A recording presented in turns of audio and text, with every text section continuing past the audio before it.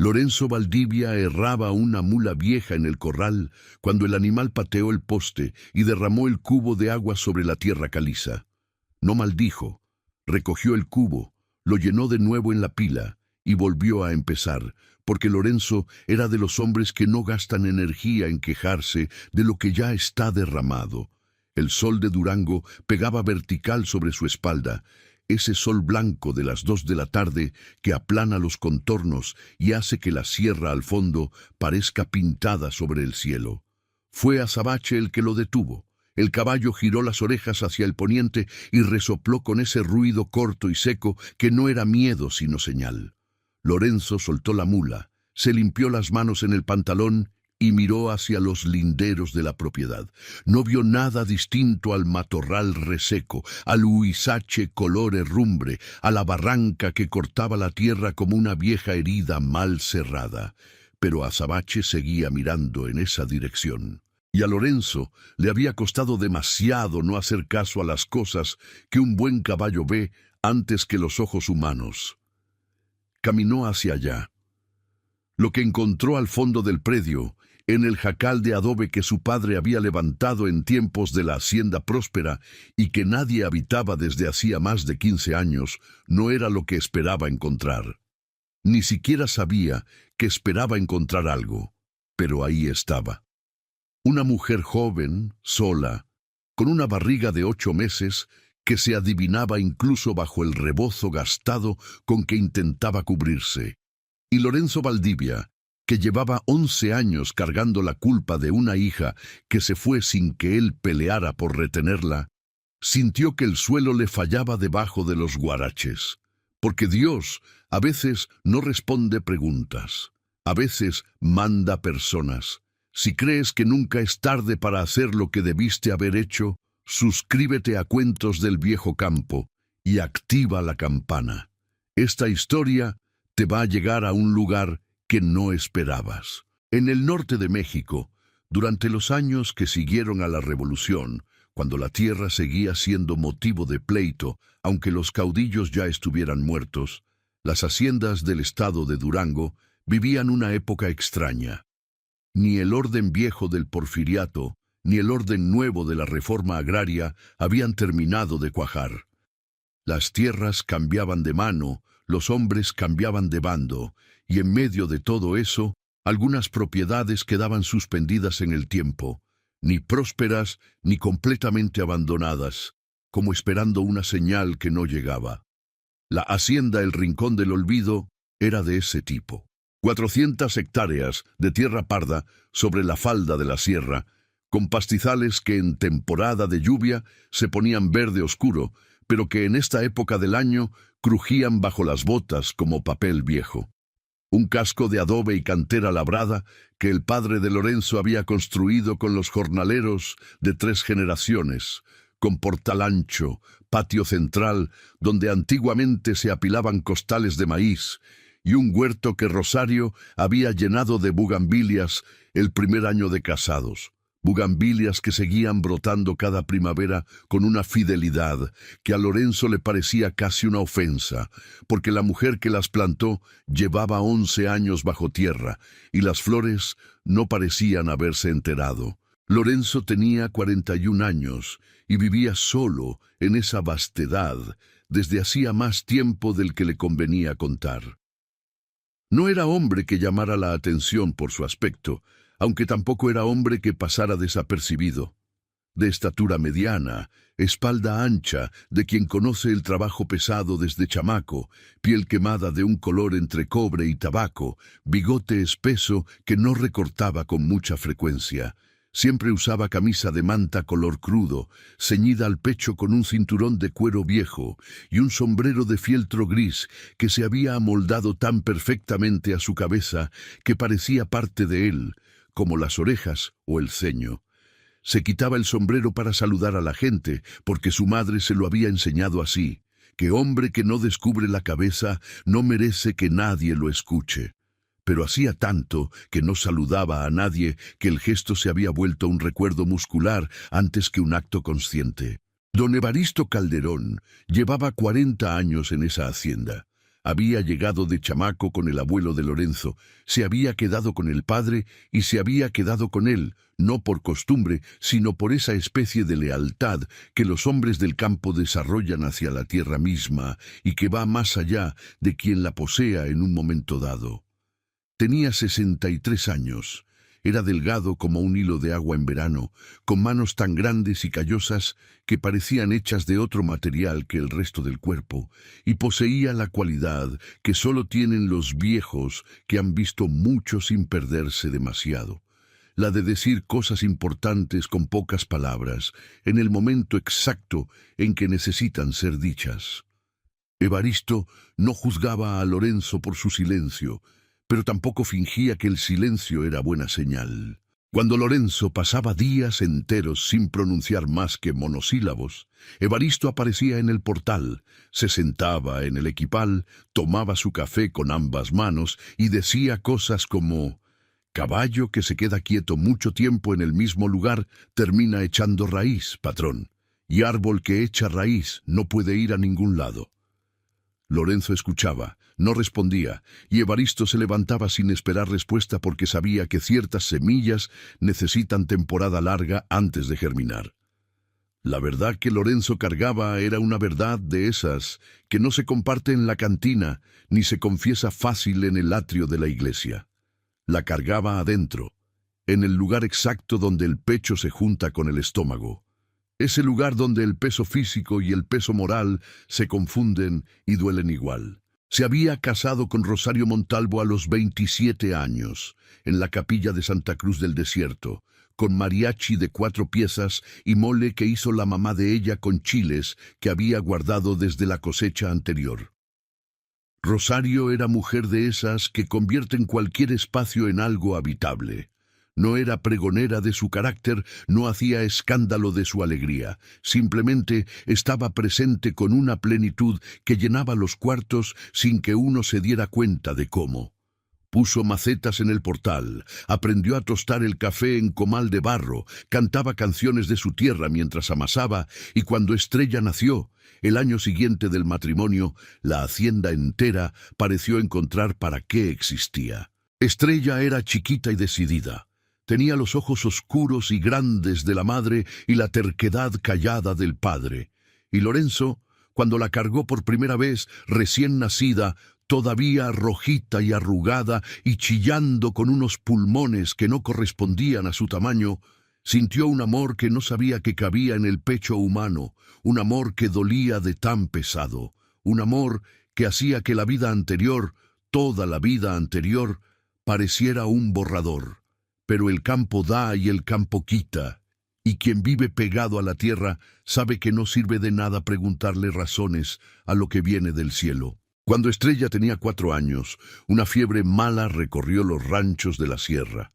No era cosa que el médico de Santa Cruz supiera curar, o quizás sí la sabía curar, pero llegó 3 días tarde, que en tierra fría viene a ser lo mismo. Rosario se acostó el lunes con escalofríos y el viernes ya no reconocía a nadie. Lorenzo hizo lo que hacen los hombres que no saben qué hacer con el miedo, hacer algo, cualquier cosa, para no quedarse parado viendo cómo se les escapa lo que más quieren.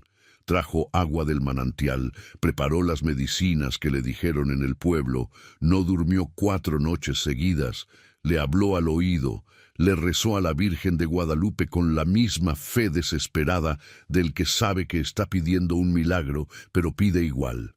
La Virgen no lo concedió. Rosario murió con la mano de Lorenzo entre las suyas, en una madrugada de marzo en que el cielo estaba limpio y lleno de estrellas, como si no supiera lo que estaba pasando dentro de esa habitación. Lorenzo cavó la sepultura al pie del jacarandá que Rosario había plantado el primer año.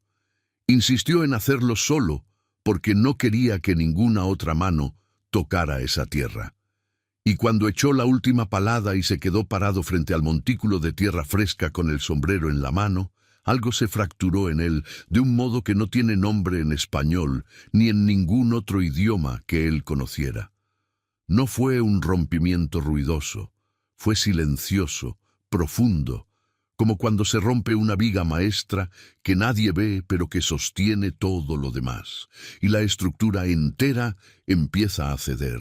En los meses que siguieron, Lorenzo siguió haciendo las cosas que hay que hacer porque la hacienda lo necesitaba y Estrella necesitaba a su padre, pero estaba haciendo las cosas, no viviéndolas. Existía en automático, cumplía los movimientos del día con la precisión mecánica del reloj que no sabe para qué marca el tiempo.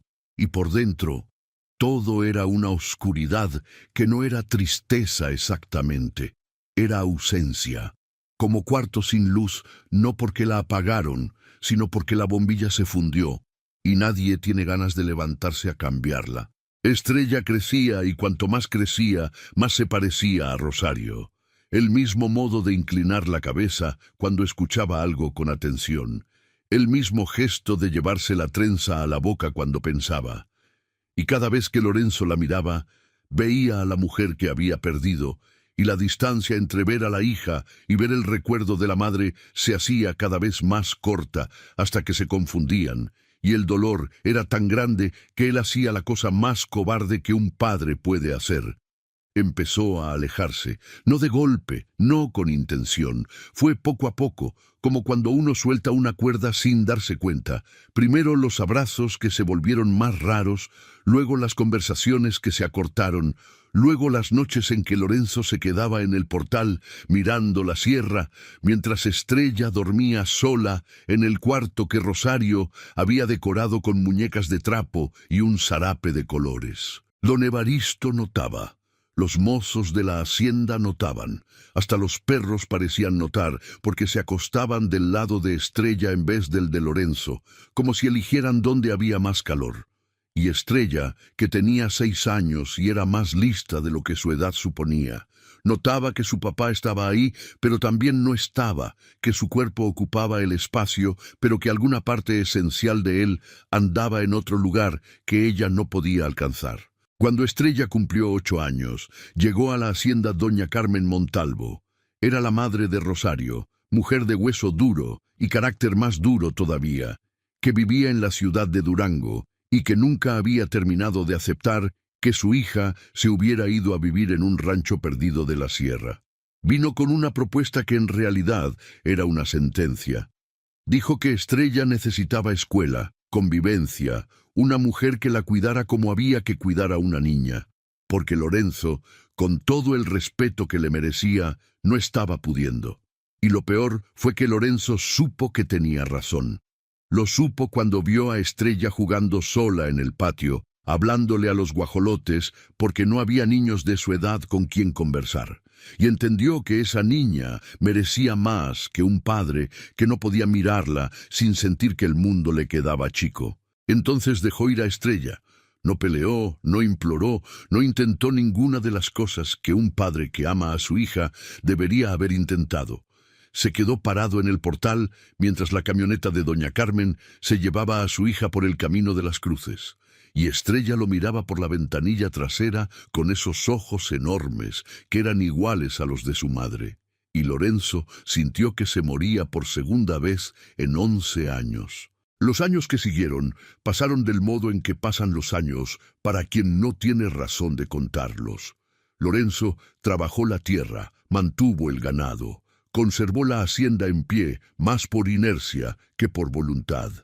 Don Evaristo se quedó, porque Evaristo era del tipo de hombre que no abandona a nadie, ni siquiera a quien quiere ser abandonado.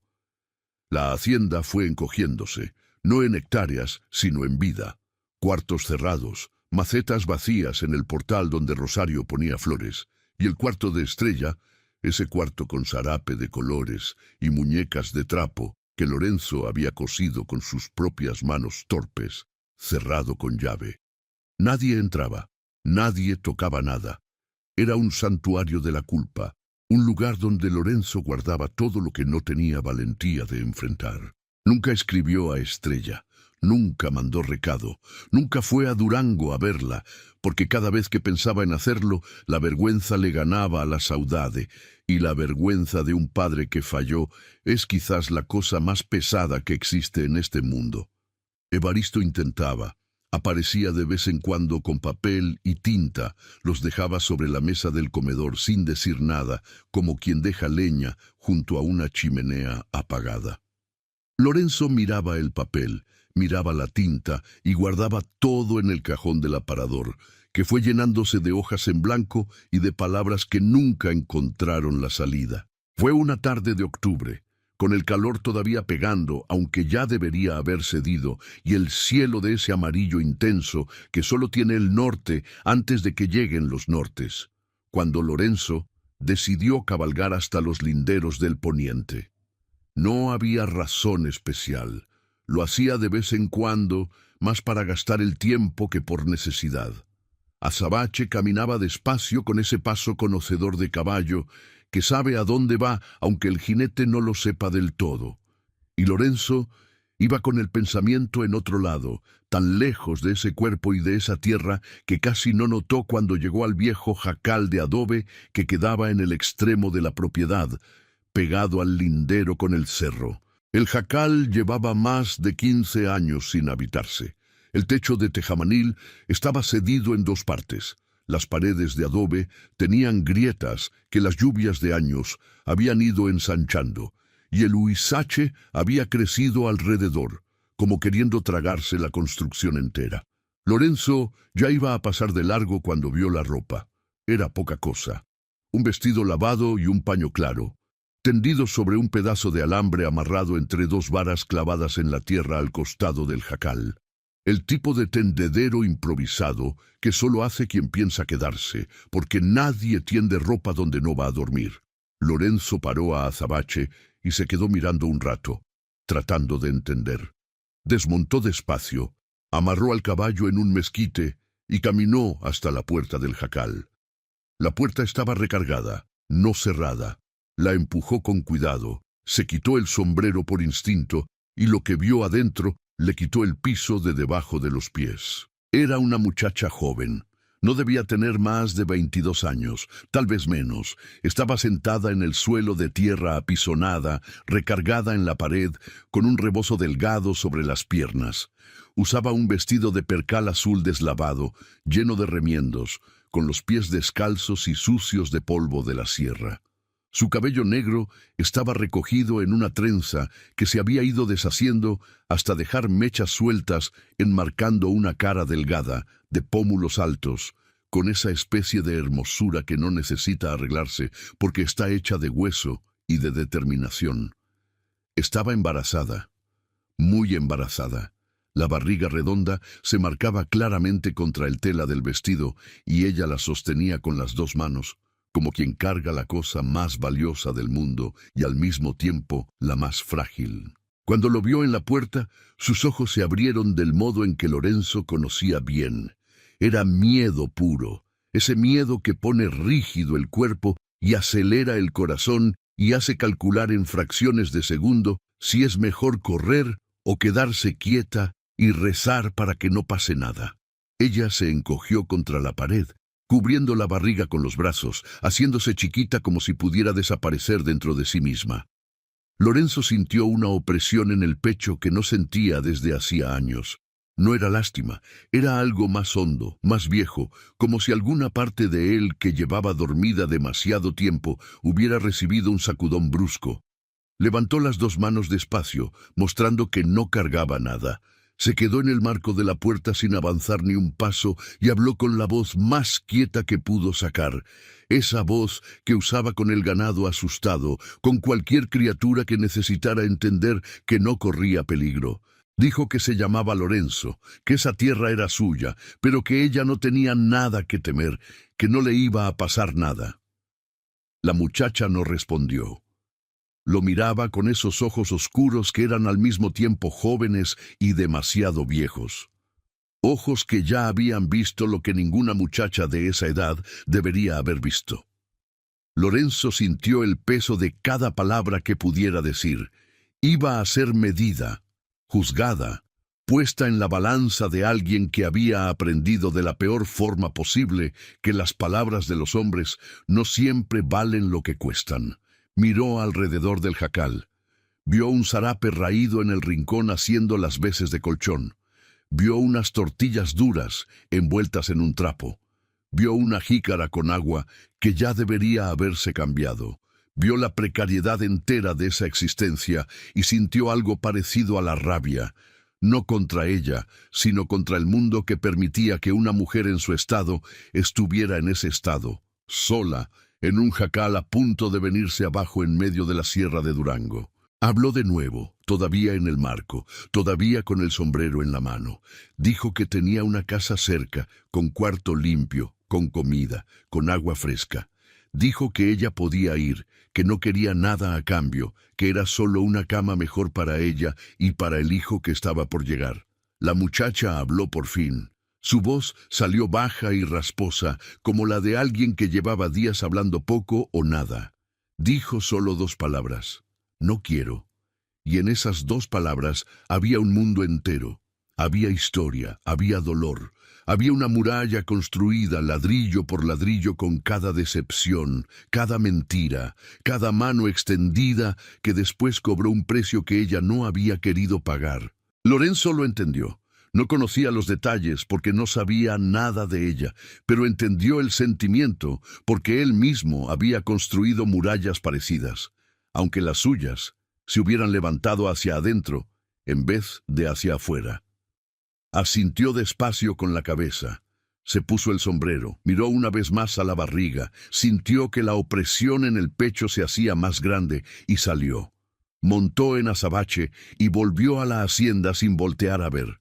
Pero esa noche, por primera vez en muchos años, Lorenzo no pudo dormir.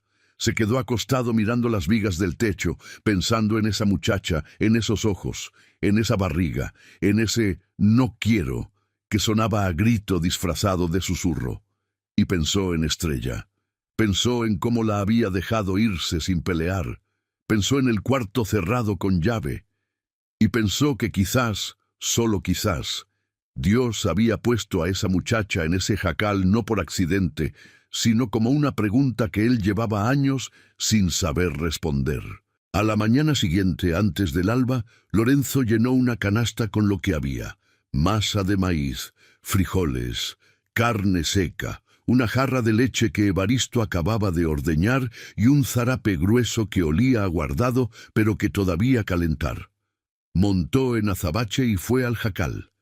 Dejó la canasta en la puerta, tocó 2 veces en la madera para que ella supiera que había algo ahí afuera y se fue sin esperar respuesta. Lo hizo al día siguiente también, y al otro, y al otro. Cada mañana antes de que saliera el sol, una canasta en la puerta sin decir nada, sin pedir nada, sin esperar nada. Y cada mañana, cuando volvía al día siguiente, la canasta estaba vacía, lavada, recargada contra la pared exterior. Un agradecimiento mudo que no necesitaba palabras, porque las palabras todavía eran demasiado peligrosas. Evaristo notó. Evaristo siempre notaba. Apareció en el portal una tarde, tomó un sorbo de café, miró al horizonte donde la sierra se ponía morada con el atardecer y dijo nomás: ¿a quién le está llevando comida el patrón? Y Lorenzo, que no hablaba de nada que importara desde hacía años, le contó de la muchacha, del embarazo, del jacal, del no quiero. Evaristo escuchó todo en silencio, con ese rostro de quien ya sabe la respuesta antes de la pregunta. Cuando Lorenzo terminó, Evaristo colocó la taza en el borde del portal y dijo una cosa que le dio vueltas en la cabeza a Lorenzo por días. Remediar la vida ajena no remedia la propia, patrón, pero a veces es el único camino que Dios deja abierto para que uno empiece. 2 semanas pasaron en esa rutina silenciosa. Lorenzo se levantaba antes del amanecer, preparaba la canasta, cabalgaba al jacal, dejaba todo en la puerta y regresaba. Nunca se quedaba a esperar, nunca forzaba la conversación, nunca siquiera miraba por las rendijas de la puerta para ver si ella estaba bien. Lo hacía con la misma disciplina con que trabajaba la tierra, como una obligación que había asumido consigo mismo y que no necesitaba explicación ni recompensa. Y todas las mañanas la canasta volvía vacía, limpia, recargada en la puerta como una palabra muda de gratitud que ninguno de los dos tenía aún coraje de volver voz. Azabache ya conocía el camino de memoria. Cuando Lorenzo montaba en esa dirección, el caballo seguía solo, sin necesitar que lo guiaran, como si también él hubiera entendido que ese trayecto era ahora parte del orden de las cosas. Evaristo observaba todo con ese silencio de lector que no necesita que le expliquen lo que ve. No hacía preguntas, porque ya había hecho la única que importaba. Pero de vez en cuando soltaba frases al aire, como quien tira semilla en tierra seca y espera a ver qué germina. Un día dijo que la vaca Baya había dado más leche que de costumbre, como si supiera que alguien la necesita. Otro día dijo que había encontrado unas tejas buenas en el depósito que daban para reparar cualquier cosa. Lorenzo escuchaba, guardaba, no decía nada, pero a la semana siguiente apareció en el jacal con las tejas amarradas en la grupera de azabache. Las dejó apiladas junto a la canasta y se fue. Al día siguiente, cuando volvió, las tejas habían desaparecido. Miró el techo del jacal y vio que alguien había intentado poner algunas sobre los huecos más grandes. Habían quedado chuecas, mal acomodadas, trabajo de quien no tenía fuerza ni práctica para ese oficio. Lorenzo miró esas tejas chuecas y sintió el pecho apretarse, porque ahí estaba una mujer embarazada de 8 meses intentando reparar un techo sola en vez de aceptar ayuda. Y entendió que la muralla de ella era más alta y más gruesa de lo que había imaginado. Fue Evaristo quien dio la idea, sin saber que la estaba dando. Una tarde caliente, mientras componía la cerca del corral, dijo al viento, como si Lorenzo no estuviera ahí oyendo: «Animal del monte no come en la mano de nadie el primer día. Uno deja la comida, se va, vuelve al otro día. Después de muchos días el animal no come en la mano todavía, pero ya no corre cuando uno llega». Lorenzo dejó de lo que estaba haciendo y miró a Evaristo por un rato largo. Evaristo siguió martillando la cerca como si no hubiera dicho nada importante. Había dicho todo. A la mañana siguiente, Lorenzo cambió la rutina. En vez de dejar la canasta y irse de inmediato, la dejó. Se alejó unos 15 pasos y se sentó en un tronco que quedaba frente al jacal. No miró la puerta. No llamó. Se quedó ahí sentado, quieto, con el sombrero en las rodillas, mirando hacia la sierra como si tuviera todo el tiempo del mundo y no hubiera ningún lugar mejor donde estar. Permaneció así casi 1 hora. Cuando se levantó para irse, vio por el rabillo del ojo que la puerta del jacal estaba abierta a una rendija. Alguien lo había observado todo el tiempo. Al día siguiente hizo lo mismo, y al otro, siempre a la misma distancia, siempre el mismo silencio, siempre el mismo respeto por ese espacio que ella había creado alrededor de sí misma, como un cerco invisible. En la 4ª mañana, cuando ya llevaba sentado unos 40 minutos, escuchó pasos detrás de él, pasos leves, cuidadosos, como los de alguien que se acerca pero todavía no ha decidido si se va a quedar. No se volteó, siguió mirando la sierra con el corazón golpeando más fuerte que de costumbre, pero el cuerpo completamente quieto. Ella se sentó en el suelo a unos 6 pasos de él. No dijo nada, él tampoco. Se quedaron los dos en silencio mirando en la misma dirección, como si estuvieran viendo algo que solo existía entre la tierra y el cielo a esa hora de la mañana. El sol subía despacio, las chachalacas hacían su escándalo en el monte y unos zanates negros pasaban en formación sobre el mezquital. Después de un rato que podían ser 10 minutos o 40, ella habló. Dijo que se llamaba Alma, solo eso. El nombre, como quien entrega una moneda chica para ver si el otro la guarda o se la roba. Lorenzo asintió despacio con la cabeza y dijo que él ya se había presentado el primer día, y después guardó silencio de nuevo, porque entendió que cualquier palabra de más podía echar a perder lo que estaban haciendo ahí, que era una cosa frágil, hecha de silencio y de presencia, y que necesitaba tiempo para arraigar. Alma volvió al jacal sin decir más nada, Pero al día siguiente, cuando Lorenzo se sentó en el tronco, ella salió más pronto y se sentó más cerca, a unos 4 pasos. Y esta vez, cuando el silencio ya estaba cómodo para cargar una palabra, dijo que el manantial que bajaba de la cañada estaba llegando muy poquito. Lo dijo como quien comenta el tiempo, sin pedir nada, sin esperar nada. Lorenzo dijo que podía traer agua de la hacienda al día siguiente. Ella no respondió, pero tampoco dijo que no quería. Y ese silencio, que no era negativa, Lorenzo lo leyó como el primer pedazo de confianza que ella estaba dispuesta a soltar. Los días fueron pasando y el ritual fue tomando forma. Lorenzo traía la canasta, se sentaba en el tronco, Alma salía del jacal y se sentaba cerca, y se quedaban juntos, sin hablar mucho. A veces él contaba cosas de la tierra, cuando era tiempo de sembrar, cómo leer las nubes para saber si venía agua, qué hacía el ganado cuando olía el cambio de temperatura. Cosas pequeñas, seguras, que no pedían nada a cambio y que no invadían ningún lugar que ella no quisiera abrir. Alma escuchaba con atención y de vez en cuando hacía una pregunta corta, práctica, como alguien que aprende a confiar en las palabras antes de confiar en quien las dice. Lorenzo nunca preguntó de dónde venía. Nunca preguntó quién era el padre de la criatura. Nunca preguntó por qué estaba sola, porque sabía, lo sabía en lo más hondo del pecho, que esas preguntas eran puertas que solo ella podía abrir cuando estuviera lista, y que cualquier intento de forzarlas iba a cerrar todo de nuevo, quizás para siempre. Lo que Lorenzo no sabía y que Alma cargaba adentro como una herida que no cicatriza, era una historia que empezaba en una hacienda cafetalera al otro lado de la sierra, muchas leguas hacia el sur, en los límites con el estado de Zacatecas.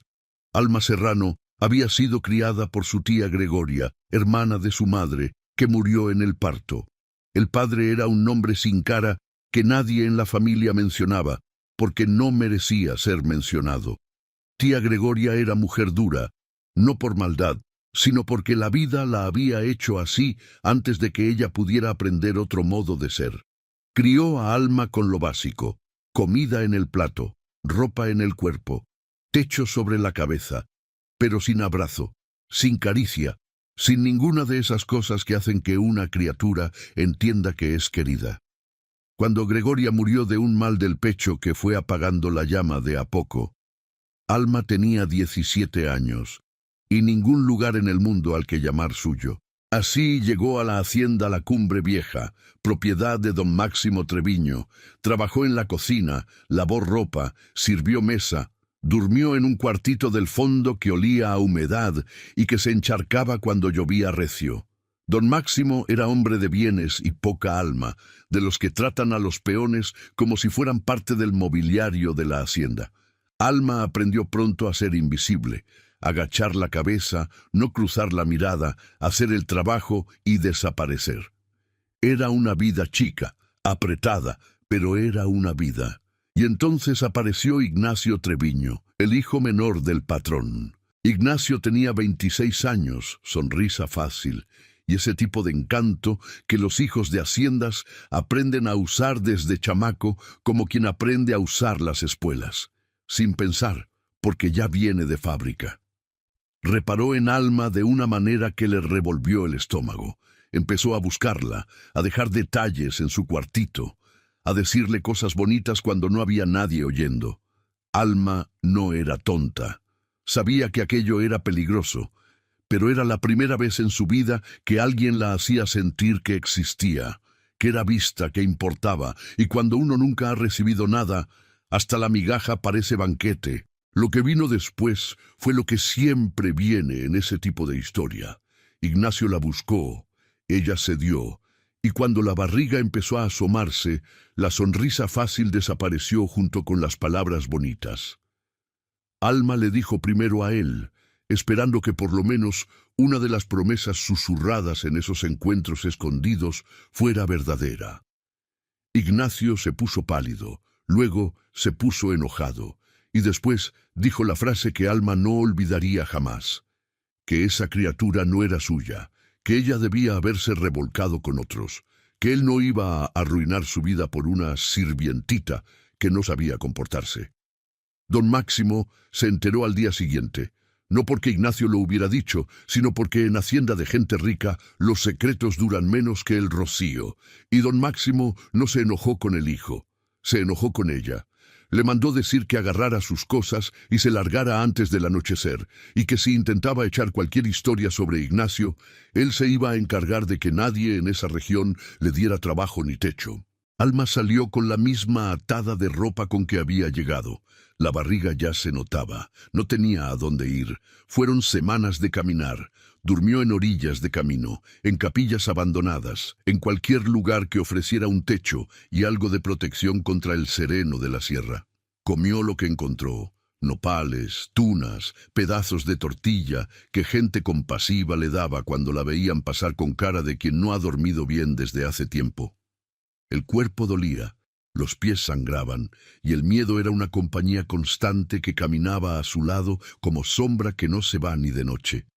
Miedo de perder al bebé, miedo de no encontrar refugio, miedo de hombre, de cualquier hombre, porque el único que le había dicho que la quería fue el mismo que la tiró a la calle.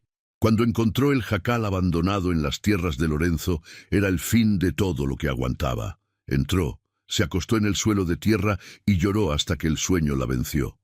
Y cuando despertó, decidió que ahí se iba a quedar, aunque fuera el último lugar del mundo, porque por lo menos ahí nadie le mandaba y nadie podía expulsarla de nuevo. Lorenzo no sabía nada de esto, pero lo sentía. Lo sentía en el modo en que ella se encogía cuando él hacía un movimiento brusco. Lo sentía en esa mirada que medía cada gesto suyo como esperando el golpe. Lo sentía en la manera en que sostenía la barriga, siempre con las dos manos, como si el mundo entero fuera una amenaza y solo ella pudiera proteger lo que cargaba adentro. Y cada vez que sentía esas cosas, pensaba en Estrella, pensaba en cómo había fallado en proteger a su propia hija, y algo adentro de él empezaba a encenderse de a poco, como brasa que el viento sopla despacio hasta que se vuelve llama.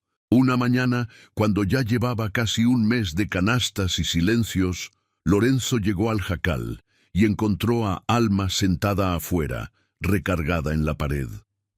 Su cara estaba pálida, más pálida de lo que debería, y sostenía la barriga con una expresión que él reconoció antes de que ella dijera nada. Desmontó de azabache rápido y se acercó, pero se detuvo antes de llegar demasiado cerca, porque incluso en ese momento el respeto por el cerco invisible de ella era más fuerte que la urgencia. Le preguntó si estaba sintiendo algo, si el bebé se movía, si necesitaba ayuda. Alma dijo que llevaba con cólicos desde la madrugada, que el dolor venía y se iba y que tenía miedo. La palabra salió de ella como si le hubiera costado arrancarla, porque Alma no era de las que admitían miedo, ante nadie y mucho menos ante un hombre, pero el dolor era más grande que el orgullo, y el miedo de perder a ese bebé era más grande que cualquier muralla. Lorenzo actuó como actúa, quien sabe que hay situaciones que no permiten dudar. Le dijo que necesitaba llevarla a la hacienda, que ahí había cama, agua caliente, condiciones para cuidarla bien, y antes de que ella pudiera decir «no quiero», agregó que la traería de vuelta al jacal en cuanto mejorara, que no iba a detener a nadie, que era solo hasta que pasara el dolor. Alma lo miró un rato largo con esos ojos que pesaban y medían y juzgaban. Y luego hizo que sí con la cabeza. Un gesto chico, casi imperceptible, pero que para Lorenzo pesó como si el mundo entero hubiera cambiado de lugar. La ayudó a subir a azabache. Fue la primera vez que la tocó. Le sostuvo el brazo con cuidado, como quien agarra cosa de barro fino, y sintió el temblor que recorrió el cuerpo de ella cuando la mano de él encontró su piel.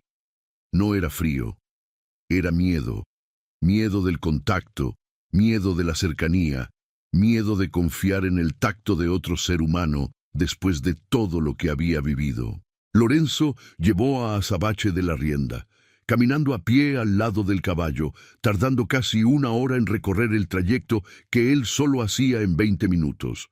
porque cada paso brusco podía hacerle daño y él no iba a permitir que esa muchacha sintiera más dolor del que ya estaba cargando.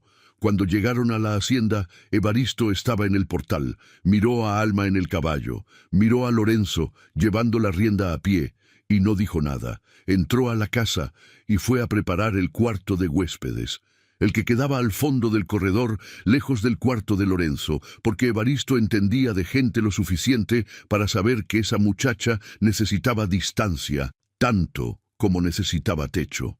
Alma estuvo 3 días en la hacienda. Los 2 primeros casi no salió del cuarto. Lorenzo le dejaba la comida en la puerta, igual que hacía en el jacal. Y Evaristo preparaba tés de manzanilla y hierba santa que le ponía junto al plato, sin explicación, porque Evaristo era de los que ayudan sin hacer de la ayuda un acontecimiento.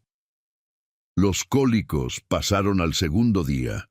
Doña Feliciana Paredes, la partera de Santa Cruz del Desierto, a quien Evaristo fue a buscar a caballo, examinó a Alma y dijo que el bebé estaba bien, que era fuerte, que esos dolores eran el cuerpo preparándose y que no había motivo de alarma. Alma escuchó todo callada, con la mano en la barriga y la vista en el suelo. Pero cuando doña Feliciana salió del cuarto, Lorenzo oyó desde el corredor un llanto quedo, sofocado, y entendió que ese llanto no era de dolor, era de alivio. Al tercer día, Alma apareció en el portal en la mañana. Lorenzo estaba ahí tomando café, mirando al patio donde los guajolotes andaban de un lado a otro. Ella se sentó en el otro extremo del portal, lejos, pero ahí, y por primera vez miró alrededor de la hacienda con ojos que no eran de miedo, sino de curiosidad. Vio la casa grande, el corral, la huerta que Evaristo mantenía en el fondo, el jacarandá, que en esa época del año estaba cargado de flores y que pintaba el suelo de morado. No dijo nada del jacarandá, pero lo miró el tiempo suficiente para que Lorenzo notara que le parecía hermoso, y casi le dijo que ahí estaba enterrada Rosario, pero tragó las palabras, porque ese era un peso que pertenecía a él, y que no cabía en esa mañana que estaba siendo por primera vez en mucho tiempo casi liviana. Alma dijo que quería volver al jacal. Lorenzo sintió el pecho apretarse, pero asintió sin discutir, porque había prometido que no iba a detener a nadie, y era hombre de palabra. La llevó de vuelta en azabache, despacio, como la primera vez, y cuando ella bajó en la puerta del jacal, se volteó hacia él y dijo una cosa que quedó grabada en él como hierro caliente en cuero. Dijo: «Usted es diferente». No explicó diferente de qué. No necesitaba explicarlo. Lorenzo entendió que era diferente de todo hombre que ella había conocido, y eso era al mismo tiempo el elogio más grande y la tristeza más honda que alguien podía recibir. Se quitó el sombrero, hizo un gesto con la cabeza y volvió a la hacienda. Esa noche, por primera vez, Lorenzo abrió el cajón del aparador donde guardaba el papel y la tinta. Los miró por un rato largo. No escribió nada, pero tampoco cerró el cajón. Y allá en el jacal, esa misma noche, Alma se acostó en el zarape que él había traído semanas antes. Sintió al bebé patear fuerte contra la palma de su mano y pensó que quizás, solo quizás, no todos los hombres del mundo eran iguales.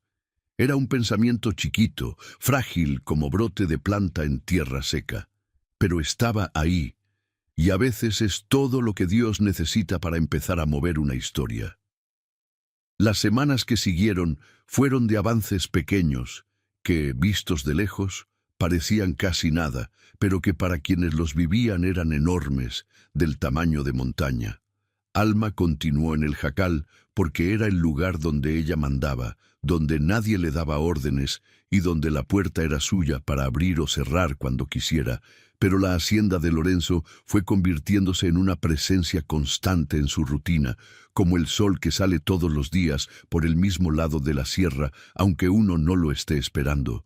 Iba cada 2 o 3 días, siempre caminando despacio por el camino de las cruces, siempre cargando la barriga con las 2 manos, y se quedaba en el portal unas horas. No entraba a la casa. Se sentaba afuera en un banco de madera que Evaristo había puesto ahí como quien no quiere nada, pero que estaba exactamente en el lugar correcto para que alguien descansara y mirara el patio sin sentirse encerrada entre cuatro paredes. Evaristo fue el primero en romper el hielo de verdad, no porque lo intentara, sino porque Evaristo tenía ese don de la gente sencilla que hace que las cosas pasen sin forzarlas. Un día que Alma estaba sentada en el portal y Lorenzo había ido al potrero de arriba a ver el ganado, Evaristo apareció con 2 tazas de café y le ofreció una sin decir más que «está calientito». Alma aceptó. Los dos se quedaron ahí en silencio tomando café, hasta que Evaristo señaló una nube al norte y dijo que esa nube tenía cara de agua, que iban a tener que recoger la ropa del tendedero antes del mediodía. Alma miró la nube y dijo que a ella se le hacía que no, que esa nube iba pa'l otro lado. Evaristo la miró con un respeto nuevo en la cara y dijo que podría ser. Que mujer encinta a veces acertaba esas cosas mejor que cualquier almanaque. Alma casi sonrió. No llegó a ser sonrisa completa, pero el rincón de la boca se movió de un modo que Evaristo guardó para contarle a Lorenzo después, porque aquello era victoria que merecía ser registrada. La barriga de Alma crecía cada día. Ya estaba en el 8º mes y el bebé se movía con una fuerza que a veces la sorprendía. Patadas firmes que ella sentía en las costillas, en los costados, en lugares que parecían imposibles para un ser tan pequeño. Doña Feliciana aparecía cada semana para revisarla. Palpaba la barriga con manos que sabían exactamente lo que buscaban.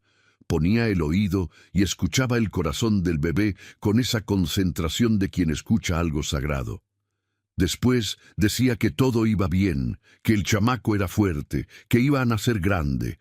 Alma siempre le preguntaba cómo sabía que era chamaco, y doña Feliciana siempre respondía lo mismo, que barriga puntiaguda es niño y barriga redonda es niña, y que esa barriga ahí era la más puntiaguda que había visto en los últimos tiempos. Alma no creía en esas cosas, pero tampoco discutía, porque había un consuelo en esa certeza de mujer vieja que sabía de partos como Lorenzo sabía de tierra. Fue en una de esas visitas que doña Feliciana jaló a Lorenzo aparte y le habló bajito, con ese tono que usan las mujeres cuando quieren decir algo serio sin espantar a nadie. Dijo que Alma estaba bien, que el bebé estaba bien, pero que la muchacha estaba demasiado flaca para el tamaño del embarazo, que los tobillos se le estaban poniendo hinchados de un modo que podía ser señal de algo, y que necesitaba comer mejor, descansar más, y sobre todo, dejar de caminar tanto entre el jacal y la hacienda con esa panza enorme bajo el sol de Durango. Lorenzo escuchó todo callado, y se pasó el resto del día pensando qué hacer, porque sabía que ofrecerle de nuevo que se viniera a vivir a la hacienda podía sonar a presión, y presión era lo último que esa muchacha necesitaba. Fue Evaristo, de nuevo, quien resolvió sin resolver. Al día siguiente, cuando Alma llegó al portal, Evaristo estaba pintando la puerta del cuarto de huéspedes, el mismo donde ella había estado durante los cólicos. Alma le preguntó qué estaba haciendo y Evaristo respondió sin mirarla que estaba arreglando el cuarto porque le sobraba pintura y cuarto cerrado se pudre. Luego agregó, como quien comenta sobre el tiempo, que si alguien quisiera usar el cuarto no tenía que pedir permiso, que puerta abierta es puerta abierta. Alma no respondió. Pero esa tarde, cuando Lorenzo fue a dejar la canasta al jacal, encontró la atada de ropa de Alma amarrada y lista junto a la puerta. Ella estaba sentada afuera con la mano en la barriga, y cuando él llegó, dijo no más que aceptaba el cuarto, pero que era por el bebé, no por ella. Lorenzo se quitó el sombrero y dijo que entendía, y por dentro sintió algo que no había sentido en mucho tiempo, algo caliente, parecido a propósito, parecido a la sensación de que quizás la vida todavía tenía algo guardado para él. Alma se instaló en el cuarto de huéspedes con la misma desconfianza de un gato que entra a casa nueva y pasa semanas durmiendo con un ojo abierto.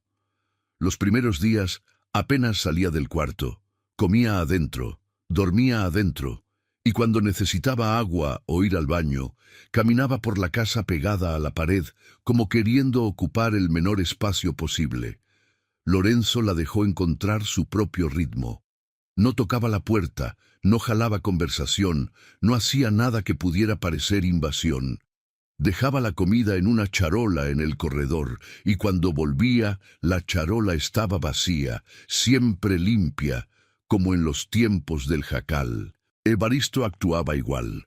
Mantenía distancia, pero se aseguraba de que todo funcionara, que hubiera leña en el fogón, agua fresca en la jarra, y que la casa tuviera ese olor a café y a frijoles de olla que hace que cualquier lugar parezca más seguro. Lo que cambió las cosas fue una noche de lluvia. La primera lluvia fuerte de la temporada, de esas que llegan con viento y truenos y hacen temblar el adobe de las paredes. Alma despertó asustada con un relámpago que sacudió los vidrios de la ventana y cuando se sentó en la cama oyó un ruido que venía de la cocina. Se levantó despacio, con el corazón acelerado y ese miedo viejo que nunca se iba del todo, y fue hasta la puerta del cuarto. La abrió una rendija y miró. Lorenzo estaba en la cocina, de espaldas a ella, preparando algo en el fogón. No había oído que ella abrió la puerta. No sabía que lo estaban observando. Estaba haciendo atole. Lo movía con una cuchara de madera despacio, con ese cuidado de quien está haciendo algo que importa, y de vez en cuando levantaba la cuchara para ver el punto.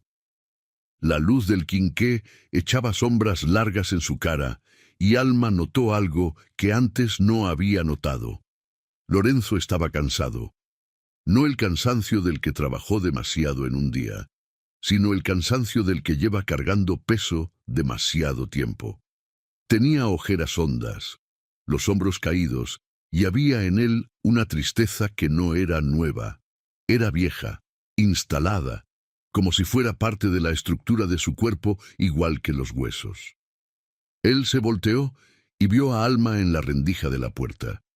Los dos se miraron un instante, y Lorenzo no se disculpó ni se explicó. Nomás levantó el cazo y dijo que había hecho atole, porque noche de tormenta fuerte pide atole caliente.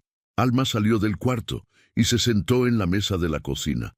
Era la primera vez que se sentaba en esa mesa, la primera vez que estaba en un cuarto de la casa que no fuera el de huéspedes. Lorenzo puso un tazón frente a ella y otro para él, y los dos comieron en silencio, mientras la lluvia golpeaba el techo con una fuerza que parecía querer derrumbar todo.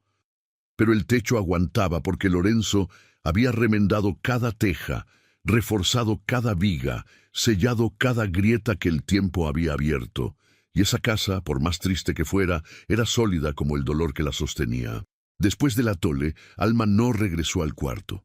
Se quedó en la cocina con las manos alrededor de la taza caliente, mirando la lluvia por la ventana. Y entonces, sin que Lorenzo preguntara nada, empezó a hablar. Contó todo. Contó de tía Gregoria, de la Cumbre Vieja, de Ignacio y sus mentiras, del corrimiento, de las semanas en el camino.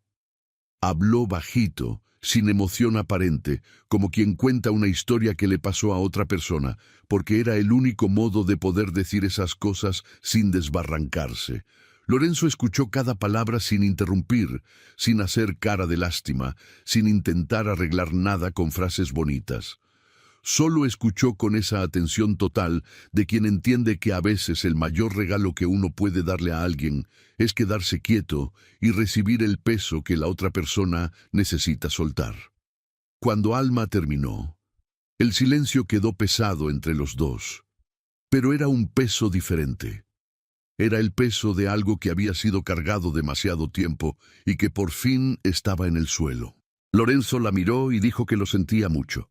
2 palabras, sin adorno, sin discurso, sin promesa. Solo eso. Y Alma, que no había llorado frente a nadie desde meses, sintió que los ojos le ardían. No lloró, porque la muralla todavía era alta. Pero los ojos le ardieron, y Lorenzo lo vio, y ese ardor en los ojos de ella le dolió a él más que cualquier cosa que hubiera sentido en años. Después de esa noche, Alma cambió. No de golpe, no completamente, sino del modo en que cambia la tierra después de la primera lluvia. De adentro hacia afuera, despacio, sin anunciarse. Empezó a salir del cuarto más temprano, empezó a ayudar en la cocina, aunque Lorenzo le decía que no tenía que hacerlo, que debía descansar. Pero Alma tenía ese orgullo de quien no acepta vivir de favor sin dar nada a cambio. Y cocinar era algo que sabía hacer bien, porque los años en la cocina de don Máximo, al menos, habían servido para eso. La comida de ella era diferente a la de Lorenzo y Evaristo. Tenía sazón que ellos no conocían, un modo de juntar cosas simples que convertía frijoles con arroz en algo que hacía cerrar los ojos y agradecer. Evaristo, después del primer almuerzo que Alma preparó, miró a Lorenzo con ese mirar suyo que decía más que cualquier frase y dijo no más que la cocina de esa casa no iba a ser la misma nunca más. Y había el portal donde Rosario ponía flores y que después se quedó pelón por años. Alma empezó a poner cosas ahí sin pedir permiso. Primero fue una lata con una mata de epazote que ella encontró en el monte. Luego fue un trapo bordado que hizo con retazos que Evaristo le consiguió. Luego fue un ramo de flores del campo que recogía en las caminatas cortas que todavía hacía cerca de la casa. Lorenzo vio cada una de esas cosas aparecer y no dijo nada, pero las sintió cada una como si fueran una mano gentil, quitando una capa de polvo de algo que él creía muerto, pero que solo estaba dormido. Fue en esa época cuando Lorenzo empezó a hacer una cosa en secreto. Cada noche, después de que Alma se dormía y Evaristo se iba a su cuartito en la parte trasera, Lorenzo iba al corredor de la casa y se detenía frente a la puerta cerrada. La puerta del cuarto de Estrella. Se quedaba ahí varios minutos con la mano en la manija, sintiendo el metal frío contra la palma, y luego volvía a su cuarto sin abrir. Hizo eso durante una semana entera. A la octava noche, giró la llave. La puerta abrió con ese chirrido de cosa que no se mueve desde hace tiempo, y el aire que salió de adentro era detenido, viejo, con olor a polvo y a pasado. Lorenzo entró y se quedó parado en la oscuridad un momento antes de encender el quinqué. Cuando la luz débil iluminó el cuarto, vio todo exactamente como lo había dejado. La cuna de madera, que él había hecho con sus propias manos, cuando Rosario estaba embarazada de Estrella. La cortina de manta bordada en la ventana, amarillenta por el tiempo. Una muñeca de trapo en una sillita. Ropita de niña doblada en un cajón. Todo congelado en el tiempo, como fotografía de una vida que paró de existir. Lorenzo se sentó en el borde de la cuna y lloró. Lloró del modo en que no lloraba desde el día en que Estrella se fue. Un llanto fondo que venía del lugar donde guardaba todo lo que no podía aguantar sentir. Lloró por la hija que no supo amar como debía. Lloró por la mujer que había perdido demasiado pronto. Lloró por él mismo, por todos esos años desperdiciados cerrando puertas y cerrando cajones y haciéndose que el dolor se iba si uno no le abría los ojos. Cuando el llanto pasó, se quedó sentado ahí mucho rato, mirando la cuna. Y entonces nació en él una idea, no como pensamiento rápido, sino como semilla que ya llevaba tiempo germinando y que por fin rompió la tierra. A la mañana siguiente, Lorenzo le pidió a Evaristo que fuera a Santa Cruz a conseguir cal y pintura.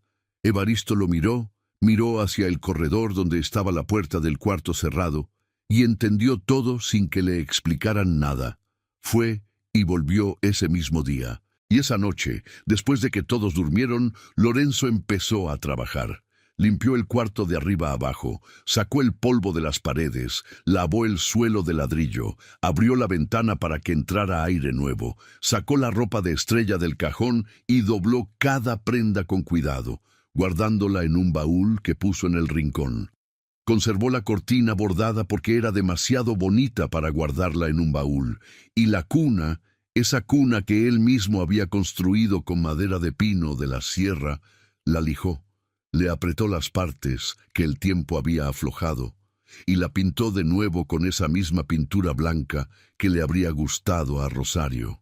Trabajó varias noches seguidas.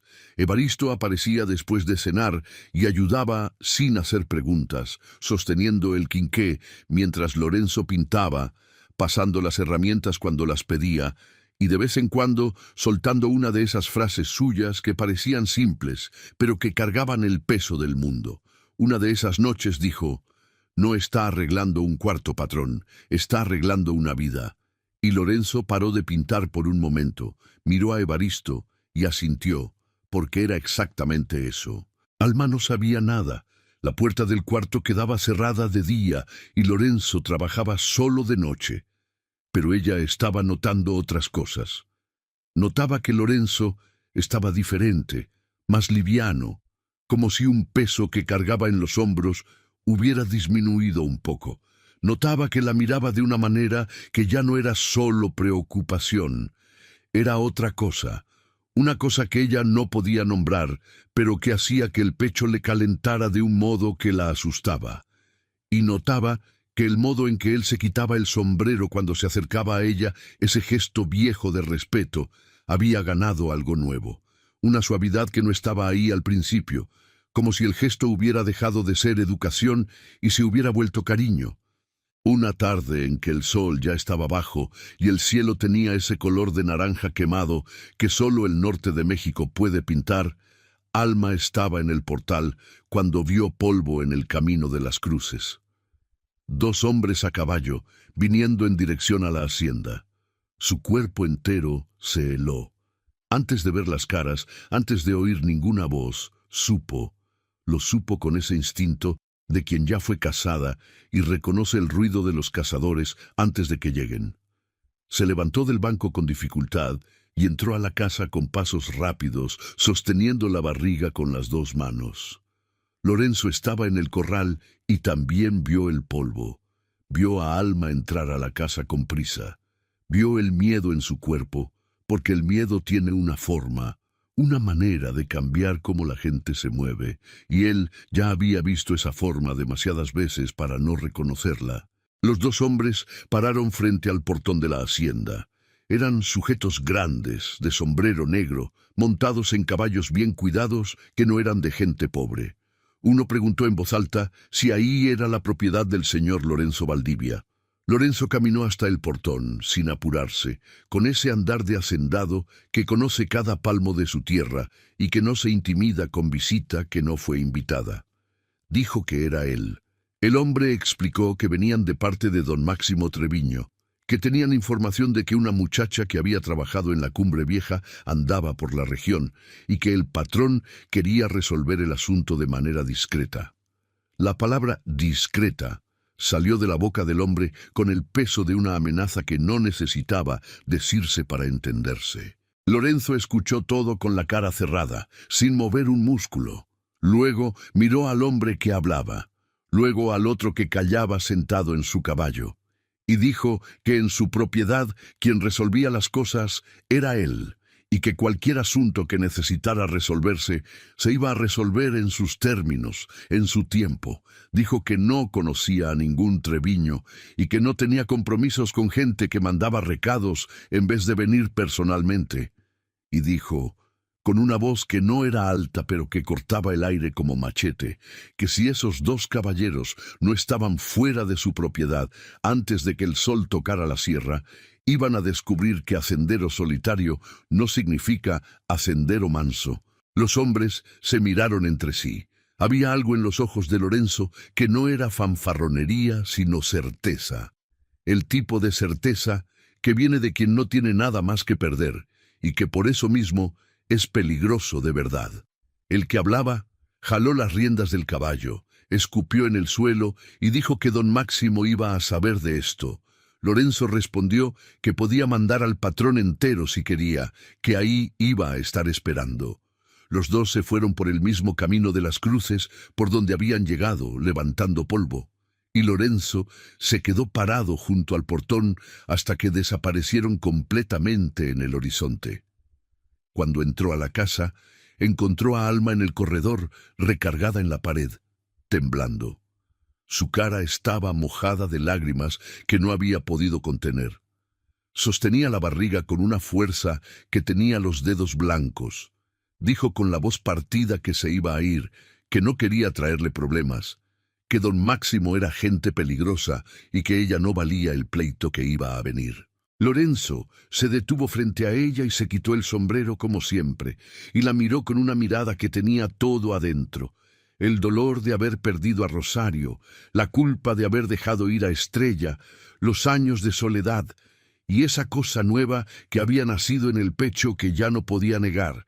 Dijo que ella no se iba a ningún lado. Dijo que esa casa era grande y firme y que había sido construida para proteger a quien estuviera adentro. Y dijo que don Máximo podía mandar cuantos hombres quisiera, que ninguno la iba a tocar a ella ni al bebé mientras él tuviera sangre corriendo. Alma lo miró por un tiempo, que parecía caber la vida entera, y luego preguntó con una voz tan chica que casi se perdió en el silencio del corredor: ¿por qué hace todo esto? Y Lorenzo sabía la respuesta. La sabía desde hacía tiempo, pero no había encontrado el momento de decirla hasta ahora. Le tomó la mano con cuidado, como quien toma cosa sagrada, y la llevó por el corredor hasta la puerta que había estado cerrada con llave por años. Abrió la puerta y encendió el quinqué. Alma vio el cuarto, las paredes limpias, pintadas de blanco, la cortina bordada en la ventana, la cuna de madera lijada y pintada con un zarape doblado adentro que Evaristo había cosido con sus manos grandes.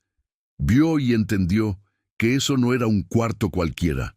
Era un cuarto que ya había cobijado a una niña, que ya había guardado sueños de padre, y que ahora estaba ahí, abierto, renovado, esperando. Lorenzo habló.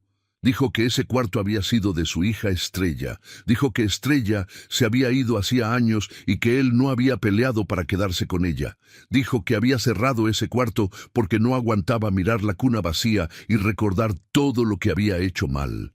Dijo que pasó años escondiéndose detrás del trabajo y del silencio y de la soledad, porque era más fácil que enfrentar la verdad de que había fallado como padre. Y luego miró la cuna, miró la barriga de Alma y dijo las palabras que cambiaron todo. No supe ser padre de mi hija, le fallé de un modo que no tiene perdón. Pero este chamaco que viene llegando no tiene por qué nacer sin padre, no tiene por qué crecer creyendo que nadie en el mundo quiso quedarse. Le apretó la mano y su voz tembló, pero no falló.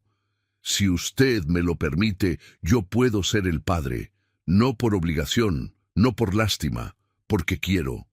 Porque mirarla a usted y a este bebé me hizo sentir de nuevo algo que yo creía que se había muerto adentro de mí. Alma no pudo hablar.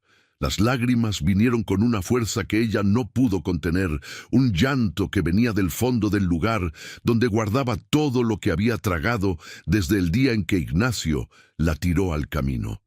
Lloró de miedo, de alivio, de rabia de todo lo que había sufrido y de algo nuevo que estaban haciendo ahí en ese cuarto que olía a pintura fresca y a segunda oportunidad. Lorenzo no la abrazó, porque sabía que todavía no era el momento. Solo se quedó ahí, sosteniéndole la mano, dejando que ella llorara todo lo que necesitaba llorar. Y cuando el llanto fue bajando y Alma levantó la cara mojada y lo miró, Lorenzo vio en sus ojos algo que no estaba ahí antes. No era confianza completa, todavía no, pero era la puerta de la muralla abriéndose por primera vez, de verdad. Los días que siguieron a esa noche en el cuarto de Estrella fueron distintos de todos los otros. No porque algo grandioso hubiera cambiado por fuera. La hacienda seguía igual. El calor seguía igual. Evaristo seguía soltando sus frases al aire como quien siembra sin apuro. Pero por dentro, en las partes que nadie ve, algo se había movido. Alma dejó de caminar por la casa pegada a la pared. Empezó a sentarse en la silla de la cocina en las mañanas junto a Lorenzo, tomando café mientras el sol subía y las chachalacas hacían su alboroto en el monte. No conversaban mucho, porque ninguno de los dos era de hablar de más, pero el silencio entre ellos había cambiado de calidad. Antes era el silencio de dos extraños que comparten un techo. Ahora era el silencio de dos personas que saben cosas la una de la otra y que eligieron quedarse de todas formas. Lorenzo notaba las cosas chicas que iban cambiando. Notaba que Alma había puesto el epazote más cerca de la puerta de la cocina, donde le daba el sol de mañana. Notaba que ella había barrido el portal sin que nadie se lo pidiera y que había puesto una palangana con agua fresca para que Azabache bebiera cuando llegaba del potrero. Notaba que canturreaba bajito cuando creía que nadie la oía. Una melodía sin letra que subía y bajaba como brisa pasando en el zacatal. Y que ese sonido hacía que la casa pareciera menos vacía de un modo que ni las flores en el portal podían lograr. Y notaba que cuando él se quitaba el sombrero cerca de ella, los ojos de ella ya no tenían ese brillo de miedo. Tenían otra cosa.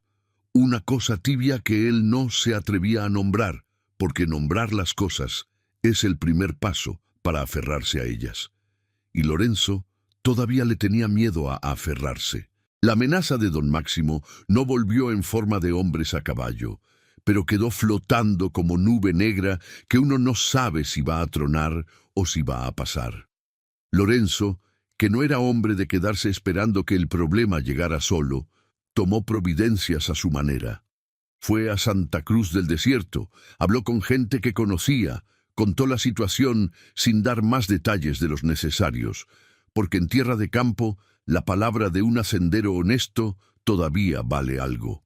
Volvió con la certeza de que si los hombres de don Máximo aparecían de nuevo, no iban a encontrar solo a él.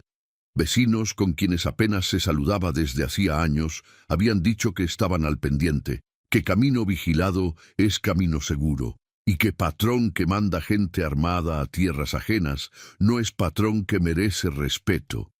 Evaristo, cuando se enteró, dijo nomás que ya era tiempo de que Lorenzo recordara que no vivía en una isla, y que vecino bueno es como cerca buena. Solo funciona si alguien la cuida.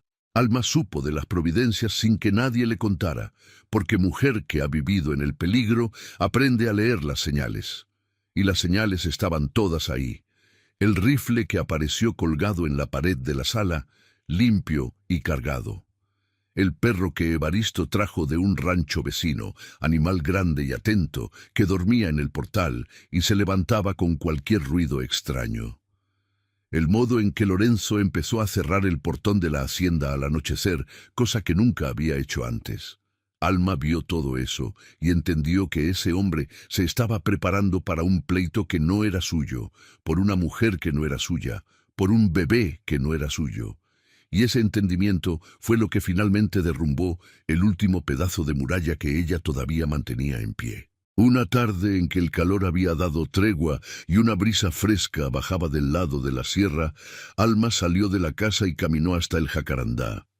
Lorenzo la vio desde la ventana de la cocina y el cuerpo entero se le puso tenso, porque ella no sabía lo que había bajo ese árbol. Cuando llegó junto a ella, Alma estaba parada mirando las flores moradas que cubrían el suelo como tapete de seda. Dijo que era el árbol más bonito que había visto, que parecía cosa que Dios había plantado con sus propias manos. Lorenzo se quedó callado un instante y luego contó que Rosario había plantado ese jacarandá y que Rosario estaba enterrada ahí. Contó sobre la fiebre, sobre los días cuidándola, sobre la noche en que ella se fue, sobre la sepultura que él cavó con las propias manos. Contó todo con la voz firme, sin temblar, porque ya había llorado todo lo que necesitaba llorar en ese cuarto semanas antes. Lo que quedaba ahora no era dolor crudo, era añoranza mansa, de esas que uno aprende a cargar junto en vez de cargar encima. Alma escuchó todo y no dijo nada por un rato. Luego puso la mano en el tronco del jacarandá, como si estuviera tocando a la propia Rosario, y dijo que la mujer de él debía haber sido muy buena persona para haber plantado una cosa tan bonita. Lorenzo sintió el pecho apretarse del modo que ya conocía, pero esta vez el apretón vino junto con otra cosa, algo parecido al alivio, como si hablar de Rosario cerca de Alma, debajo de ese árbol, hubiera dado permiso para que dos partes de su vida existieran en el mismo lugar sin destruirse. El bebé venía bajando. Doña Feliciana, que aparecía cada semana, dijo que el chamaco ya estaba encajado y que podía nacer en cualquier momento. Le enseñó a Alma a reconocer las señales. Le enseñó a Lorenzo qué hacer si el parto llegara antes de que ella pudiera llegar, y dejó un paquete con trapos limpios, una tijera bien afilada y unas instrucciones que Evaristo anotó en un papel con su letra torcida, porque Evaristo era de los que creen que la información importante necesita estar en papel y no en cabeza, que la cabeza falla pero el papel se queda. Lorenzo preparó todo, hirvió agua y la guardó en botes tapados, cortó leña extra, lavó sábanas y las dobló en el cuarto de la cuna. Cada gesto era hecho con un cuidado que iba más allá de la practicidad. Era el cuidado de alguien que tiene una segunda oportunidad y sabe que las segundas oportunidades no vienen con tercera. Alma notaba todo. Notaba el cuidado, la dedicación, el modo en que Lorenzo miraba la cuna cada vez que pasaba por el cuarto.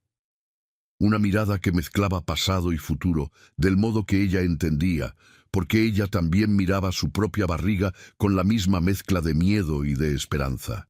Y fue en uno de esos momentos, una noche quieta en que los dos estaban en el portal y el cielo estaba tan cargado de estrellas que parecía a punto de derrumbarse, cuando Alma hizo algo que sorprendió a los dos. Estiró la mano y tomó la de Lorenzo. No dijo nada, solo lo sostuvo con esos dedos delgados que habían lavado ropa y amasado tortillas y se habían aferrado a orillas de camino. Y Lorenzo sintió el contacto de ella como si fuera fuego y agua al mismo tiempo, quemando y calmando, destruyendo y construyendo. Se quedaron ahí de la mano en la oscuridad, oyendo los grillos y el perro respirando en el portal, y ninguno de los dos soltó primero. El parto llegó una madrugada de luna llena, cuando el mundo entero parecía bañado en una luz plateada que hacía sombras largas en el patio de la hacienda. Alma despertó con un dolor que era diferente de todo lo que había sentido. Un dolor que venía de abajo, que apretaba, que soltaba y volvía a apretar con más fuerza, como si el cuerpo hubiera tomado una decisión que nadie más podía cambiar. Gimió fuerte. Un sonido que atravesó las paredes de adobe y despertó a Lorenzo en el mismo instante. Entró al cuarto de ella ya con el quinqué en la mano y cuando vio su cara, supo. Supo porque ya había visto ese rostro antes, en la noche en que Estrella nació, en la cara de Rosario, esa mezcla de dolor y de determinación que solo tiene mujer en trabajo de parto, como si el cuerpo entero estuviera peleando la pelea más antigua del mundo. Evaristo fue a buscar a doña Feliciana. Salió a caballo en la oscuridad con la prisa de quien sabe que tiempo de parto no espera a nadie. Y Lorenzo se quedó con Alma, sosteniéndole la mano mientras las contracciones venían cada vez más fuertes, cada vez más juntas. Alma le apretaba la mano con una fuerza que él no imaginaba que ella tuviera, y entre una contracción y otra, lo miraba con esos ojos que ya no tenían muralla, que tenían solo la verdad cruda de una mujer que estaba trayendo una vida al mundo y que necesitaba saber que no estaba sola. Lorenzo le hablaba bajito. Decía que estaba ahí, que no se iba a ir, que el bebé venía y que iba a ser fuerte y sano. Y cada palabra era un ancla que impedía que Alma se perdiera en el dolor. Doña Feliciana llegó cuando el cielo ya empezaba a aclararse en las orillas. Entró al cuarto con esa calma de quien ya ha traído decenas de criaturas al mundo y sabe que la naturaleza hace la mayor parte del trabajo. Revisó a Alma y dijo que ya casi era hora, que el chamaco tenía prisa de conocer el mundo. Lorenzo iba a salir del cuarto porque le parecía lo correcto, que ese momento era de mujeres. Pero Alma lo sostuvo de la mano con fuerza y dijo la primera cosa que dijo en toda esa madrugada. Dijo, «Quédate». Una palabra. Pero en esa palabra cabía todo. Cabía el perdón que ella le estaba dando a todos los hombres que le habían fallado. Cabía la confianza que había construido ladrillo a ladrillo a lo largo de esas semanas. Cabía la certeza de que ese hombre ahí, ese hacendero solitario que se quitaba el sombrero para hablarle y que había abierto el cuarto de su propia hija para recibir al hijo de ella, era diferente de todo el mundo que ella había conocido. Lorenzo se quedó sosteniéndole la mano mientras doña Feliciana trabajaba, mientras Alma empujaba con una fuerza que parecía venir de algún lugar que no era solo el cuerpo, era el alma. Era todo lo que ella había sufrido y todo lo que esperaba y todo lo que quería darle a ese chamaco que estaba llegando. El dolor fue inmenso, el esfuerzo fue sobrehumano, y Lorenzo estaba ahí firme como el tronco del jacarandá, sosteniéndole la mano sin soltar un segundo, susurrando palabras que no eran bonitas ni elaboradas. Eran simples como agua de manantial, pero llegaban donde necesitaban llegar. El chamaco nació cuando el primer rayo de sol entró por la ventana del cuarto. Vino al mundo con un llanto fuerte, un llanto que llenó la casa entera y que hizo que el perro en el portal levantara las orejas. Y Evaristo, que esperaba afuera con el sombrero en la mano, cerró los ojos y le agradeció a Dios en silencio. Doña Feliciana levantó al bebé, lo limpió, cortó el cordón y lo puso en el pecho de Alma. El niño era chico, pero fuerte.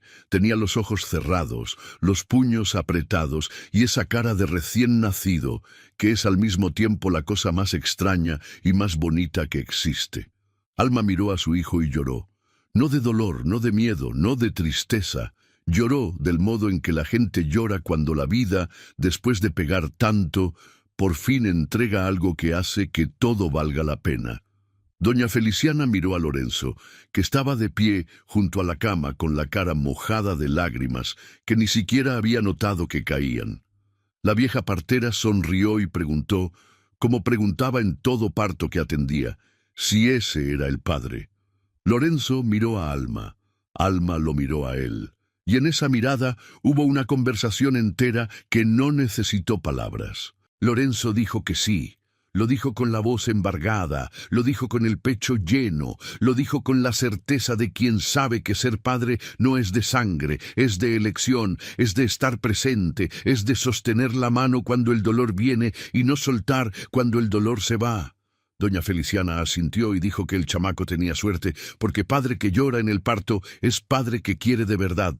Alma extendió al bebé hacia Lorenzo. Él dudó un instante, porque la última vez que había cargado un recién nacido había sido cuando Estrella nació, y ese recuerdo vino con toda su fuerza, toda su dulzura y todo su dolor. Pero tomó al niño, lo sostuvo con esas manos grandes y callosas que sabían manejar machete y rienda, y que ahora sostenían la cosa más liviana y más pesada del mundo. El bebé se acomodó en sus brazos como si supiera que ahí estaba seguro. Y Lorenzo sintió algo romperse adentro del pecho, no de dolor sino de vida, como si una presa que había estado conteniendo todo hubiera por fin cedido, y lo que estaba preso empezara a correr de nuevo. Evaristo entró al cuarto en la punta de los pies, miró al bebé en los brazos de Lorenzo, miró a Alma en la cama, y por primera y única vez en su vida no tuvo ninguna frase para soltar. Solo se quitó el sombrero, se persignó, y se quedó ahí de pie con los ojos brillando. El niño recibió el nombre de Mateo. Fue Alma quien lo eligió. Dijo que significaba regalo de Dios, y que no se le ocurría nombre más justo para una criatura que había llegado en medio de tanta tormenta y que de todas formas vino sano, entero, con pulmones fuertes y un llanto que hacía que la casa pareciera viva de nuevo. Lorenzo dijo que era nombre bonito y que el niño iba a honrar ese nombre, porque chamaco que nace fuerte en tierra difícil crece para ser gente que no le saca la vuelta a nada. Las semanas que siguieron fueron de aprendizaje, de noches mal dormidas, de pañales cambiados con manos torpes, de lloros que nadie sabía si eran de hambre o de cólico o de pura gana de ser escuchados. Lorenzo estaba en todo. Despertaba de madrugada cuando Mateo lloraba, llevaba al niño hasta Alma para que le diera pecho, y después se quedaba paseando por la casa con él en brazos hasta que el sueño volviera. Evaristo cocinaba caldos gruesos para que Alma recuperara fuerzas, y doña Feliciana aparecía de vez en cuando para ver que todo marchara bien, y siempre se iba diciendo que nunca había visto chamaco tan bien cuidado. Fue en esa época de noches cortas y días llenos cuando Lorenzo hizo lo que debería haber hecho años antes. Una noche en que Mateo dormía en la cuna de Estrella, con ese sueño pesado de recién nacido que parece que el mundo entero no puede despertar, Lorenzo fue al cajón del aparador, sacó el papel y la tinta que Evaristo había dejado tantas veces, se sentó a la mesa de la cocina y escribió. Le escribió a Estrella, no una carta larga, no una carta llena de disculpas elaboradas. Escribió como escribía todo en la vida, directo, con el corazón en la mano y la verdad en la punta de la pluma. Dijo que la extrañaba todos los días. Dijo que había cometido errores, que lo sabía, y que no tenía valor de pedir perdón porque no se sentía con derecho. Dijo que una muchacha había llegado a la hacienda embarazada y sola y que él había hecho por ella lo que debería haber hecho por Estrella. Dijo que ahora tenía un niño, Mateo, y que cada vez que lo miraba en la cuna donde Estrella había dormido, sentía que la vida le estaba dando una oportunidad de ser mejor, y que la iba a agarrar con las dos manos, aunque le temblaran. Y al final escribió que si algún día ella quería volver, la puerta estaba abierta, que siempre lo había estado, y que el jacarandá que su mamá había plantado seguía floreciendo cada año, como si Rosario estuviera ahí, asegurándose de que la belleza no se fuera junto con ella. Dobló la carta, la metió en un sobre y a la mañana siguiente se la entregó a Evaristo para que la llevara al correo en Santa Cruz. Evaristo agarró el sobre, miró a Lorenzo y dijo no más. Tardó, pero llegó. Y se fue con el sobre en el bolsillo del chaleco y una sonrisa que no hizo ningún esfuerzo por esconder. Los meses pasaron, y la hacienda renació de un modo que Lorenzo ya no creía posible. Alma cuidaba la casa, la huerta, a Mateo y a Lorenzo, aunque esto último ella no lo admitía en voz alta. Lorenzo trabajaba la tierra con una energía que Evaristo decía no haberle visto desde los tiempos del abuelo. El ganado engordó, la siembra creció, el portal se llenó de flores y el sonido de Mateo riendo, esas risas de bebé que son la cosa más pura que existe en la faz de la tierra, llenó cada rincón de esa casa que había estado vacía demasiado tiempo. Pero la estructura de esa recuperación tenía grietas que Lorenzo veía en momentos quietos, noches en que Mateo dormía y la hacienda estaba en silencio, y él se asomaba al cuarto de Estrella y miraba la cuna, pensando que ahí había un niño dormido, pero que Estrella seguía en Durango, creciendo sin él, convirtiéndose en una persona que él no conocía. El gozo era real, y la herida también lo era. Y Lorenzo había aprendido, más lento de lo que debería, que no todas las heridas sanan, que algunas simplemente se vuelven parte de uno, como la cicatriz que deja una quemada. La piel cierra pero el trazo queda, y algunos días duele más que otros. Alma lo veía. Alma lo veía en esos momentos en que él se creía invisible, en esas miradas hacia la distancia que no eran de tristeza exactamente, sino de cuenta pendiente, de algo que falta en el inventario de una vida. Y una noche, cuando Mateo ya tenía 3 meses y dormía como piedra y Evaristo ya se había retirado, Alma se sentó junto a Lorenzo en el portal y dijo, mirando la sierra oscura, que nadie que hubiera amado a alguien como él había amado a Rosario y a Estrella, podía simplemente no extrañarlos, y que pretender que el dolor no existía no era fortaleza, era miedo disfrazado de fortaleza, que ella lo sabía bien, porque ella había hecho exactamente eso por meses, disfrazado su miedo de dureza. Lorenzo la miró y le dijo que tenía razón, que sí las extrañaba, que a Rosario la iba a extrañar siempre, y que con Estrella la extrañanza era diferente porque venía mezclada con culpa, y que la culpa era más pesada que la tristeza porque no tenía causa natural. La había construido él mismo, ladrillo a ladrillo, igual que ella había construido su muralla. Alma no respondió de inmediato. Miró al jacarandá que se adivinaba en la oscuridad como una sombra densa contra el cielo estrellado, y luego dijo que quizás por eso habían llegado los dos a ese mismo punto en el mismo tiempo, porque Dios no manda a los que ya están bien, manda a los que necesitan lo mismo, aunque no lo sepan todavía. Lorenzo no dijo nada, pero tomó la mano de ella despacio y la sostuvo. Alma y Lorenzo se casaron un domingo en la mañana en la capilla de Santa Cruz del Desierto, sin lujo, sin invitación elaborada, sin nada que no fuera lo esencial. Ella usó un vestido blanco sencillo que doña Feliciana ayudó a confeccionar. Él usó camisa de manta limpia y el chaleco de siempre, pero sin el sombrero, porque ese día quería que su cara estuviera descubierta, entera, sin nada ocultando nada. Evaristo fue padrino y cargó a Mateo durante la ceremonia entera con una habilidad de quien ha cargado becerros en brazos toda la vida y no encontraba que chamaco humano fuera tan distinto. El padre bendijo la unión, los pocos vecinos que asistieron aplaudieron, y cuando Lorenzo besó a Alma, un beso sencillo y largo que sabía a principio, Evaristo le dijo bajito a Mateo, que dormía ajeno a todo: «Ya ves, chamaco, esto es lo que pasa cuando uno no se raja». Con el tiempo, esa casa fue llenándose más todavía. 2 años después del casamiento, nació Remedios, niña de ojos claros, que era la cara de Lorenzo, y que lloraba con la misma fuerza con que el padre trabajaba la tierra. Y más adelante vino Hilario, el menor, niño callado como el padre y observador como la madre, que desde chico seguía a Evaristo al corral, como si el viejo fuera la persona más interesante del mundo. Mateo creció sin saber nunca que Lorenzo no era su padre de sangre, porque en esa casa nadie hacía diferencia, y Lorenzo amaba a los tres con la misma intensidad, el mismo cuidado, la misma devoción de quien sabe que cada hijo es una oportunidad de acertar lo que la vida le pide.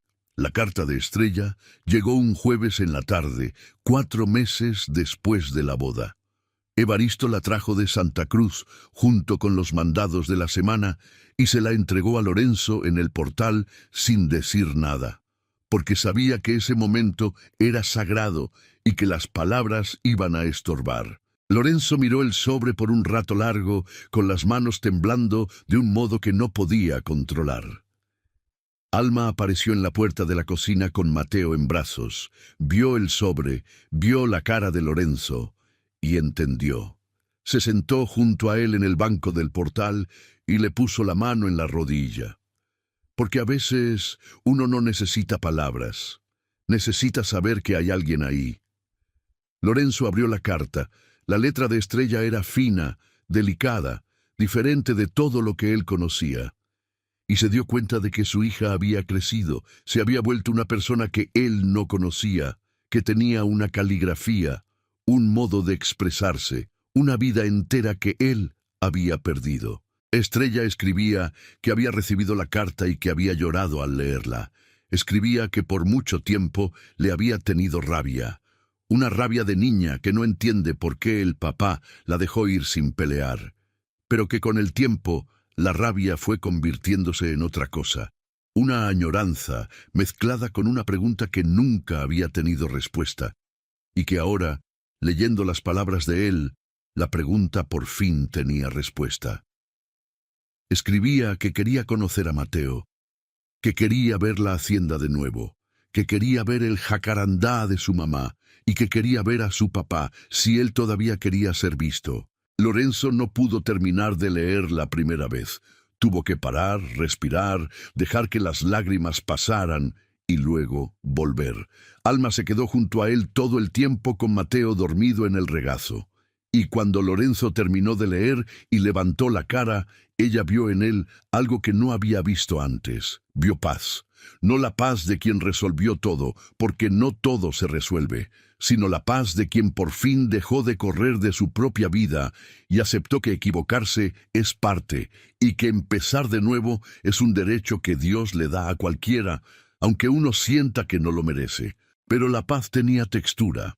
No era lisa ni simple, era como la superficie del río después de la lluvia, quieta por encima y con corriente adentro, porque Estrella seguía en Durango con 11 años de distancia entre ellos, porque Rosario seguía bajo el jacarandá, porque había cosas que el tiempo no iba a devolver, aunque Lorenzo viviera 100 años más en esa hacienda.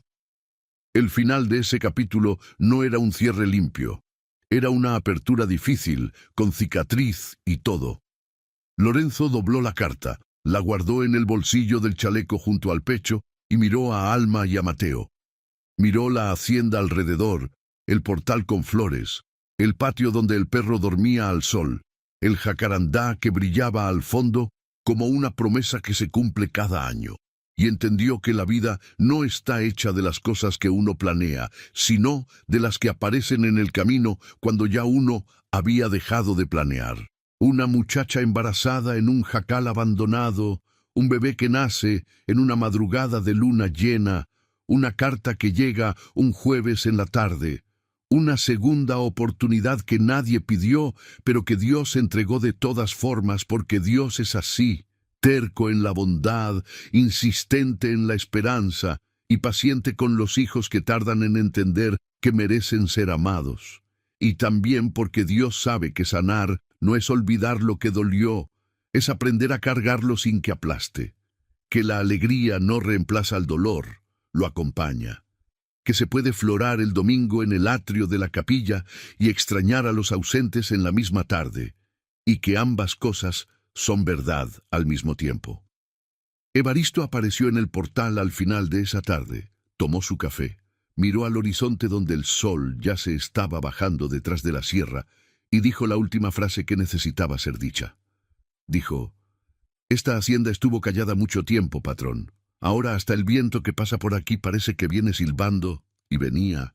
Quien pasara por el camino de las cruces en esa hora iba a ver una casa grande de adobe con portal florido, un hombre de chaleco viejo sentado en un banco con el menor en brazos, una mujer joven recargada en su hombro con la mirada en la sierra, un niño corriendo por el patio y una niña colgada del brazo de un viejo flaco que tomaba café en un rincón. Iba a pensar que eso era familia que siempre había existido, que siempre había sido de ese modo. No iba a saber que cada uno de ellos había llegado ahí roto, solo, cargando piedras que parecían demasiado grandes para cualquier hombro. No iba a saber que esa casa había estado vacía por años, que esa cuna había estado guardada detrás de una puerta con llave, que esa mujer había dormido en orillas de camino, que ese hombre había llorado solo debajo de un jacarandá tantas veces que ya había perdido la cuenta. No iba a saber nada de eso. Y quizás era mejor así, porque lo que importaba no era de dónde habían venido, era dónde estaban ahora. Y donde estaban ahora era juntos. A veces la vida no nos da una segunda oportunidad en las mismas circunstancias. A veces nos da algo completamente diferente. Una muchacha desconocida, un jacal olvidado, una cuna guardada detrás de una puerta que uno no tiene valor de abrir. Y es en ese diferente donde vive la redención. Lorenzo no volvió en el tiempo, no deshizo los errores que cometió con Estrella, no trajo de vuelta a Rosario, pero aprendió que el perdón no viene de reparar el pasado, viene de tener el valor de construir algo nuevo en el presente, aunque le tiemblen las manos, aunque el corazón esté lleno de cicatrices y de cuentas pendientes. Y aprendió que esas cuentas pendientes no son vergüenza, son la prueba de que uno amó aunque mal, y que amar mal todavía es amar, y que de ese amor mal hecho, si uno está dispuesto a mirarle la cara, todavía puede salir algo bueno. Suscríbete a Cuentos del Viejo Campo y activa la campana. Esta historia te va a llegar a un lugar que no esperabas. ¿Alguna vez tuviste que soltar algo que amabas para poder recibir lo que necesitabas? Cuéntanos en los comentarios cómo fue ese momento.